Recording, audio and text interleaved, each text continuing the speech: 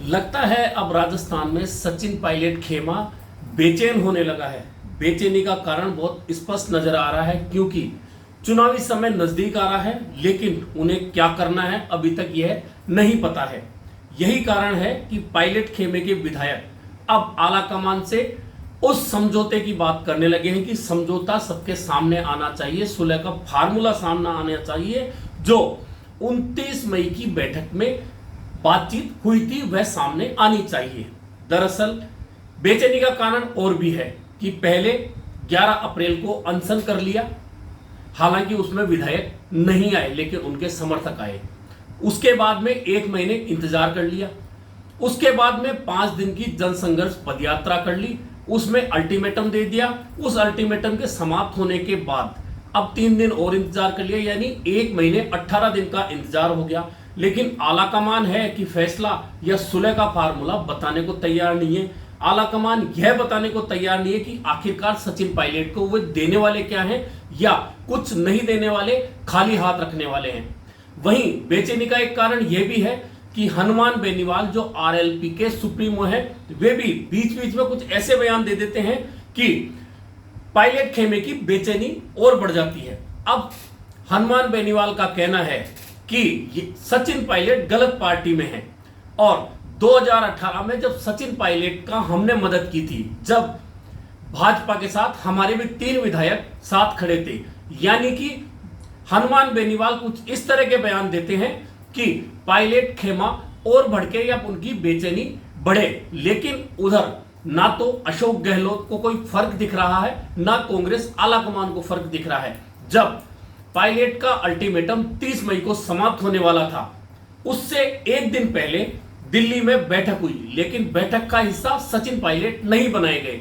बैठक हुई अशोक गहलोत, मल्लिकार्जुन खड़गे, राहुल गांधी, केसी वेणुगोपाल के बीच, और उस बैठक में थोड़ी देर के लिए जितेंद्र सिंह भी मौजूद रहे।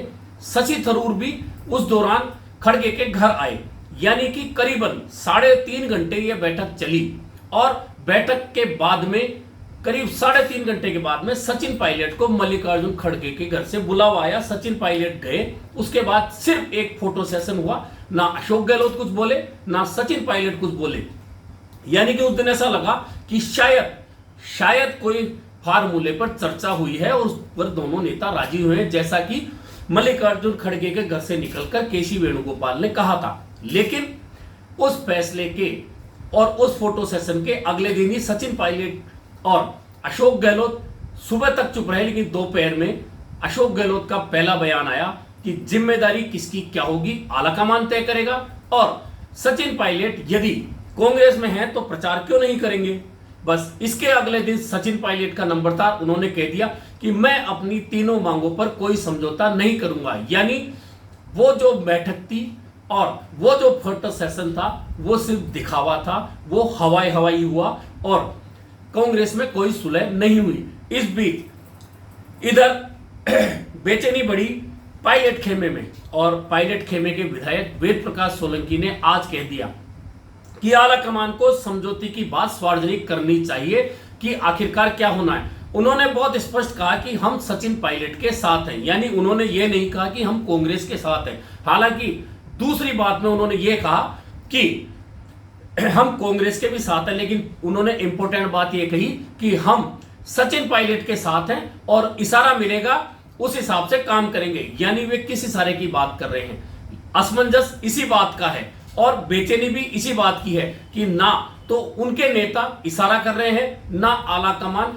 स्थिति को क्लियर कर रहा है। उधर हनुमान बेनीवाल बार बार खुद के पास बुलाने की बात करके बेचैनी बढ़ा देते हैं। समर्थक सोच रहे हैं या तो फैसला इधर हो या फैसला उधर हो, लेकिन फैसला ना इधर हो रहा है ना उधर हो रहा है।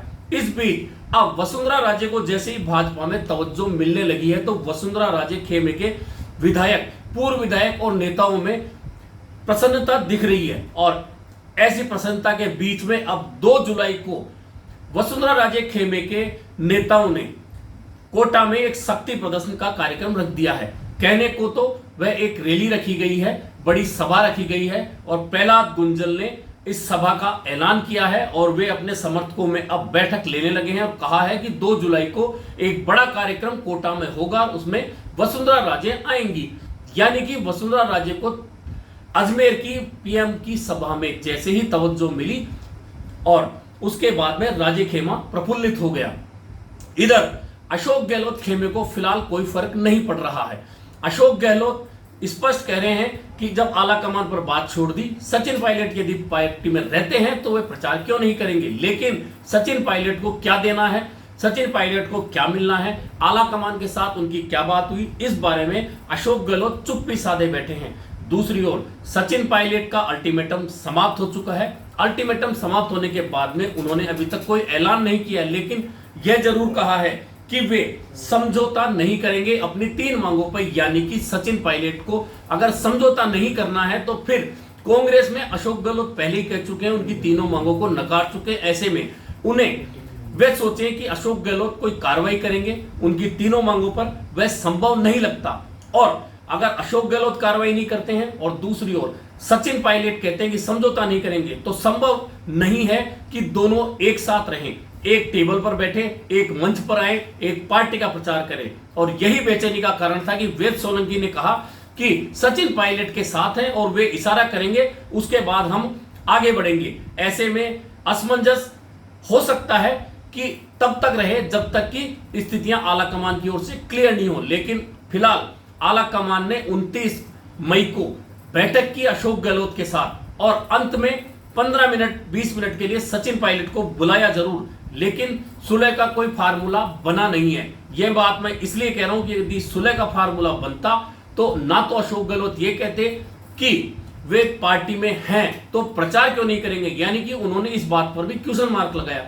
और अगले दिन सचिन पायलट भी ये नहीं कहते कि मैं समझौता नहीं करूंगा अपनी 3 मांगों पर, यानी कि दोनों ने स्पष्ट कर दिया कि उस दिन कोई सुलह वार्ता नहीं हुई है।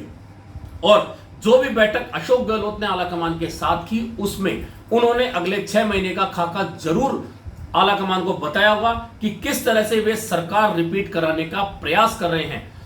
इसके बाद ही उन्होंने 2 दिन पहले जो एक राहत वाली बड़ी घोषणा की है, लोगों के लिए 100 यूनिट बिजली फ्री करने की, 200 यूनिट तक सभी चार्ज फ्री करने की, 200 यूनिट के बाद में कुछ सरचार्ज हटाने की, यानी कि उन्होंने सीधा करीबन 1.25 से 1.5 करोड़ बिजली उपभोक्ताओं तक सीधे पहुंचने का प्रयास किया है। यह कितना फायदा उन्हें कब देगा यह तो सामने आएगा उस वक्त जब वोटिंग होगी राजस्थान में। लेकिन इस बार अशोक गहलोत अपना हर वह प्रयास कर रहे हैं कि उनके वो दाग धुल जाए कि उनके नेतृत्व में सरकार रिपीट नहीं होती। हालांकि यह वह सवाल है जो भविष्य के गर्भ में छुपे हैं और इनका रिजल्ट तभी आता है जब चुनाव हो जाते हैं और चुनाव परिणाम सामने आते हैं, यह पता लगता है कि कौन सी पार्टी क्या जीत रही है।